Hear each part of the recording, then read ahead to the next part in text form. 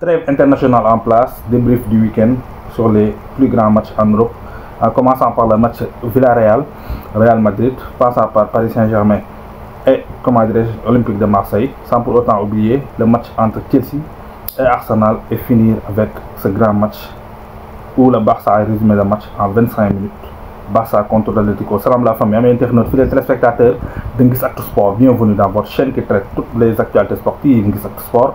La chaîne qui vous ressemble, c'est le rétroviseur des disciplines sportives. Aujourd'hui, nous allons encore parler de l'actualité sportive, mais surtout sur les 5 grands championnats.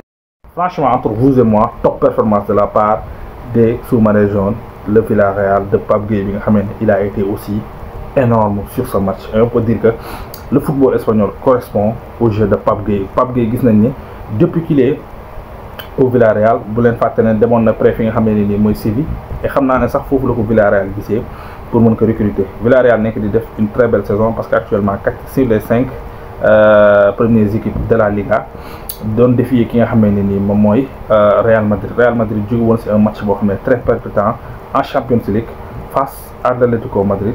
Gis nañ kérok physiquement ils étaient cuits parce que le match bi jé gis nañ né joueurs yépp dañu teud ci souf, raison pour laquelle Villarreal a délivré une top performance, mais aussi top performance de la part de Pape Gueye. Pape Gueye li ñu koy yokk rek mooy nga gën a nammaat tànk bi, parce que c'est un joueur boo xam ne il a une lourde frappe avec une telle précision, mais le problème en est que Pape Gueye rarement lay tiré, et comme Fede Valverde c'est des joueurs yoo xam ne nii seen frappe de balle daf leen a war a permettre à chaque fois bu ñu nekkee ci biir rencontre bi ñu essayer au moins 5 fois. Pape Gueye loolu rek lañ koy waxaat, mais à part ça, sur les longues passes, les passes courtes, sur la précision, sur la récupération surtout, gis nañ ne am na évolution bu mag a mag. Et ku déglu interview bu mu def récemment, il a dit que sur les 4 mois yi nga xamee ne ni dañ ko ajoon mu toogoon suspendroon lañ mën a wax sax, dafa nekkoon du liggéey si lu bare te gis nañ ne lim doon liggéey si période notamment sur les appuis, notamment parce que Pape Gueye ñëpp xamoon nañ ne c'est un joueur de talent, mais footballam dafa xawoon a yéex.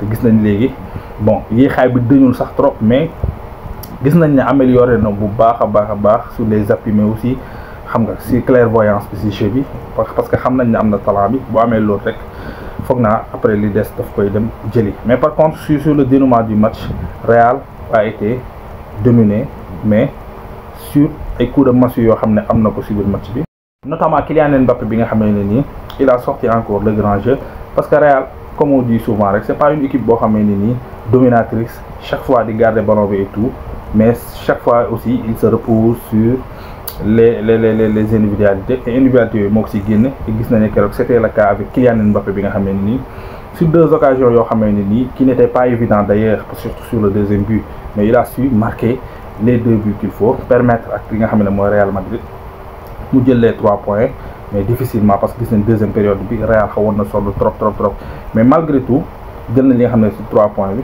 taxaw samp pour aller chercher le titre, même si que Atlético moom aussi waxoon naa ne ci biir course bi la bokk, même si que duma ko ci génn jusqu'à présent parce que football la et ça reste beaucoup de journées, mais aussi en tout cas ça se joue actuellement entre Real et Barça aussi parewul sax pour bàyyi li nga xamee ne nii moom mooy lii bi di ñëw parewul pour bàyyi titre bi ak kenn, parce que gis nañ ne le Barça a dû répondre loolu la war a waat hier contre équipe bi nga xam ne moom mooy Atlético Madrid.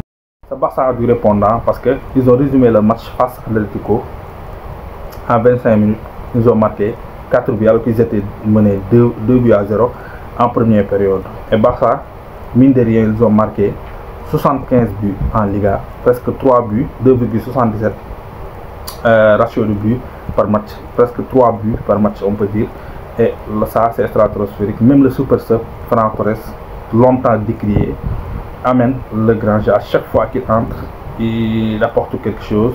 Comme hier, on a vu sur les 2 buts, il a été très clinique, et on peut dire que Hansi Flick a redoré le blason sur des joueurs yoo xam ne nii entre guillemets dañ leen doon taxé de joueurs moyens ou bien des joueurs yoo xam ne sax c'est des nuls à chier. Par contre Hansi Flick a amené du 109 sur ces joueurs, notamment Ferran Torres, mais Rafinha on n'en parle plus parce que c'est un joueur boo xam ne nii joueur de talent là, juste que il n'avait pas encore pris ses marques. Fi nga xam ne nii mooy Barça actuellement, c'est à part Lamine Yamal mun nañu wax ne c'est la porte-étendard de cette équipe. Hier, les Colchoneros voulaient encore dicter le cholismo, mais par contre, Barça a su trouver la bonne formule pour aller chercher cette victoire en 25 minutes. Encore un match bon. On a vu un Lamine Yamal qui n'était pas trop flamboyant. Beaucoup de joueurs de Barça n'étaient pas trop flamboyants, mais sur un coup de massue, ils ont aller chercher cette victoire parce que Lamine Yamal, sur son but, il a de la chance, mais aussi de la réussite. C'est ce genre de but des buts pour un champion. Parce que l'équipe bu nar a nekk champion, je ne veux pas dire que le Barça sera champion, mais da ngay gis ay matchs yoo xam ne nii day difficile ci côté, mais malgré tout dafay gagner. Et on a vu ça cette année avec Liverpool boo xam ne nii am na match yu bëri yoo xam ne nii c'était pas flamboyant, notamment le dernier match face au Southampton, dernier du championnat. Liverpool a su trouver la formule pour gagner ce match, même si ils n'étaient pas trop bons sur ce match. Et hier on a vu Barça boo xam ne nii ils n'étaient pas trop bons, surtout en première période. Mené par 2-0, mais malgré tout, ils ont allé chercher cette victoire pour être, premier ou bien en égalité de points avec le Real Madrid. Et le championnat va se jouer sur le match retard contre Osasuna, mais aussi sur le Classico.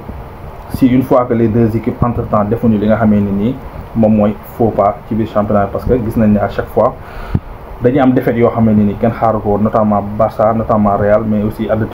L'équipe d'Espagne peut parler en Angleterre, peut parler sur deux matchs, notamment le derby londonien entre Arsenal et Chelsea. Et ça fait 7 matchs, on peut dire 7 matchs, voire même 8 si je n'abuse pas, que Chelsea n'a pas eu de victoire face aux Gunners d'Arsenal. Et hier, on a encore vu une solidité défensive de la part des Gunners d'Arsenal avec un bon Saliba, Gabriel comme d'habitude, mais aussi point fort bi nga xamné à chaque fois bu match bi critiqué, c'est la Arsenal di décanter situation sur les coups de pied arrêtés. On a vu contre United qui a fait un très bon match face aux Gunners, et c'est sur les coups de pied arrêtés que Arsenal a su débloquer la situation. Et hier ils ont encore refait ça face aux équipes bi nga xamné ni mom moy Chelsea.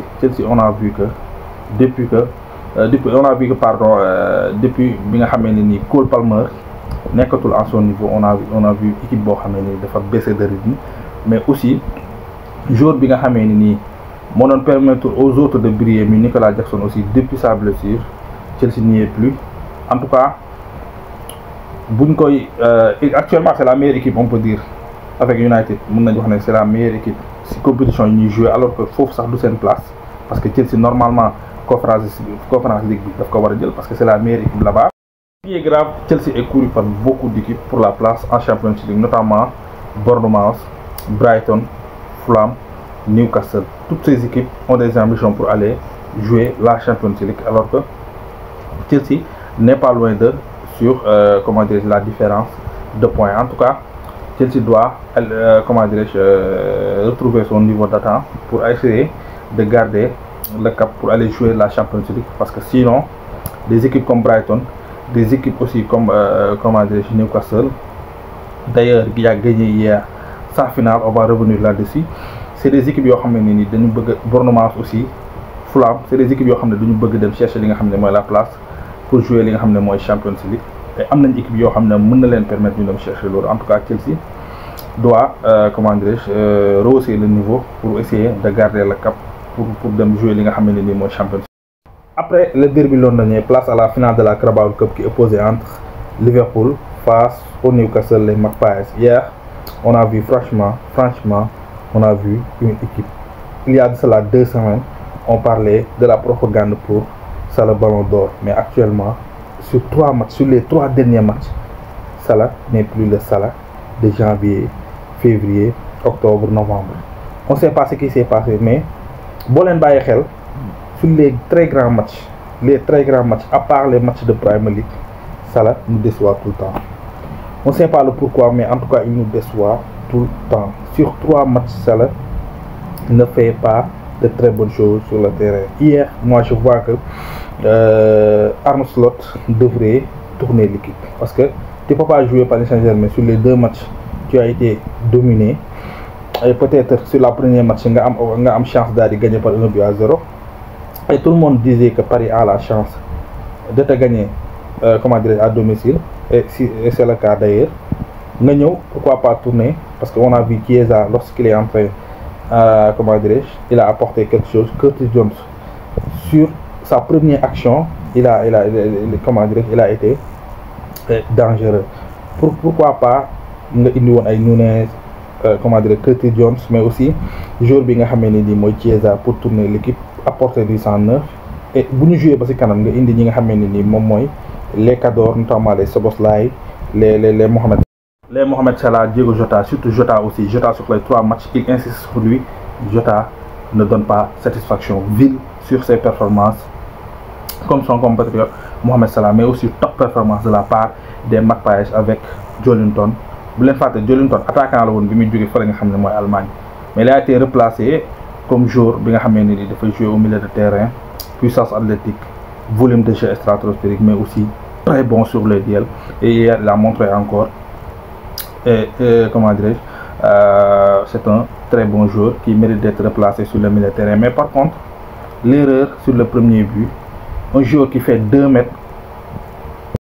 Si on revient sur le premier but, l'erreur que les Reds de Liverpool ont fait, un joueur qui fait 2 mètres, Dan Burn, fait partie des plus grands, ou bien le plus grand de la Premier League, pris par un joueur McAllister. Si je n'abuse pas, il fait même pas 1m70. Voyez ça, est-ce que ça c'est possible? Alors, on a vu aussi sur le deuxième but, Robertson, qu'il a été mystifié par Jacob Murphy, et ce qui a permis à Isaac en tout cas, Arsenal, Barça, beaucoup d'équipes courent derrière Isaac actuellement, parce que mine de rien, c'est 23 buts, toutes compétitions confondues, presque 17 voire 18 buts en Premier League. Il est en train de faire une très belle saison, et moi je faisais partie des gens qui donnent en Angleterre, il faut réussir parce que physiquement il n'est pas prêt, mais en tout cas Isaac est en train de montrer tout son étendard par rapport au talent bi nga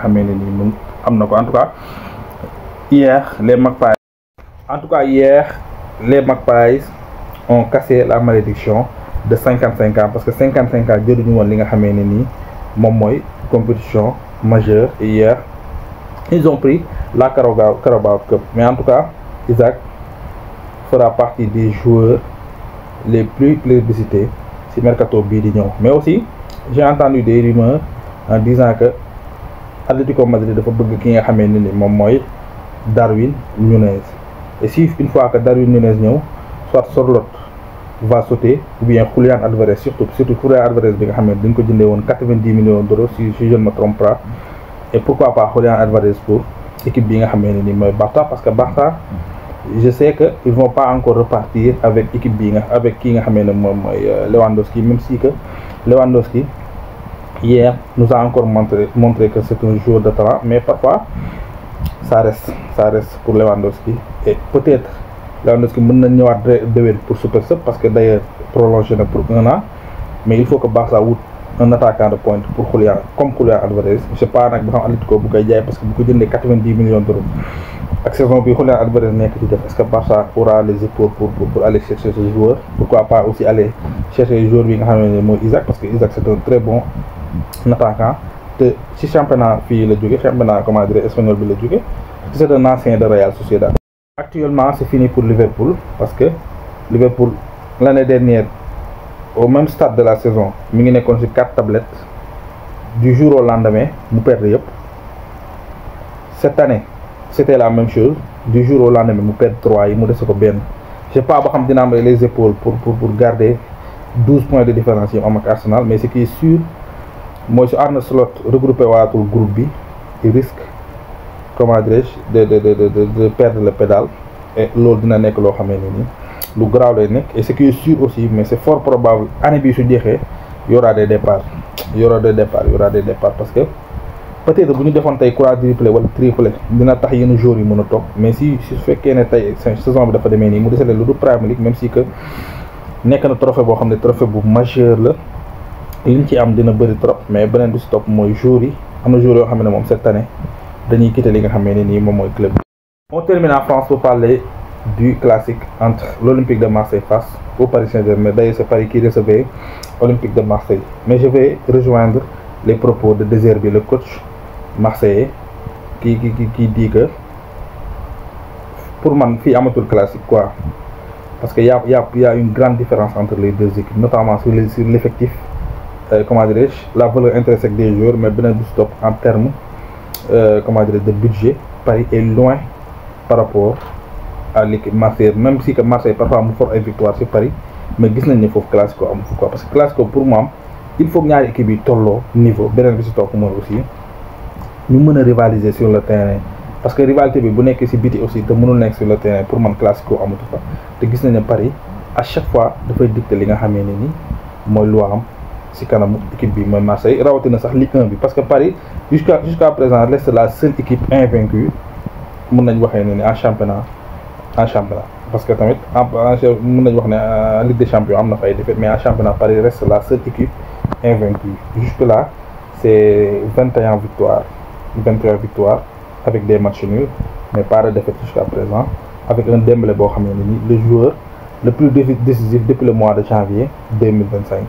Et jusque là il continue. Hier il a encore marqué, et mën nañ wax ne Dembélé et Rafinha mën nañ wax ne c'est leur prime, on peut dire, même si que ils peuvent continuer à donner ces mêmes performances les années à venir, mais en tout cas cette année moom ils ont beaucoup de réussite et ils continuent à le démontrer. D'ailleurs Dembélé a encore marqué hier. Mais li désert bi wax moo am rek, il y a plus de classique entre les deux équipes, parce que tollawuñ doole ci benn, ci côté xaalis tollawuñ doole, ci côté joueur tollawuñ doole, mais aussi ci côté yëpp mën nañ ko wax ni tollawuñ. Peut-être rivalité bi ci biti la nekk entre les supporters et tout, mais sur le rectangle vert c'est toujours un réel plaisir de vous servir. Continuez à liker, continuez à commenter, continuez à partager, mais surtout le plus important c'est d'abonner et d'activer la cloche de notification pour ne rater aucune de nos prochaines vidéos. Les pistes, on se retrouve pour la trêve.